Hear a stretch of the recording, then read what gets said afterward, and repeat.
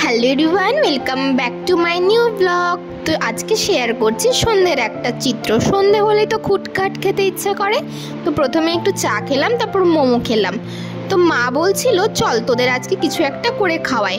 তো মা যেহেতু চিকেন খায় না, আর সন্ধ্যেবেলায় তো মাটনও পাওয়া যাবে না, কিন্তু হুজুগ যখন উঠেছে তো কিছু তো একটা খেতেই হবে। তো মা বলল তাহলে চল তোদের ডিম দিয়েই বিরিয়ানি করে খাওয়াই। তো আমরা সবাই মিলে গল্প করতে করতে প্রিপারেশন স্টার্ট করি।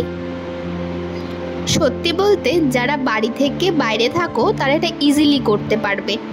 আমি খুব একটা ভালো রান্না পারি না, কিন্তু কোনো জিনিস কেউ যদি ভুল না করে তাহলে সেটা কোনোদিনই সে শিখতে পারবে না। এই কথাটা আমার মা আমাকে ভীষণ বলে।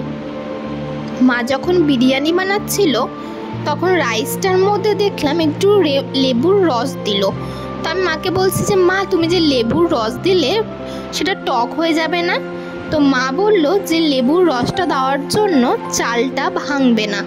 তো সত্যিই তাই, যখন হয়ে গেল বিরিয়ানিটা তখন দেখলাম যে চালগুলো একদম ভাঙেনি, খুব সুন্দর হয়েছিল। তো এখানেই শেষ করছি। ভালো থাকবেন, সুস্থ থাকবেন, টাটা।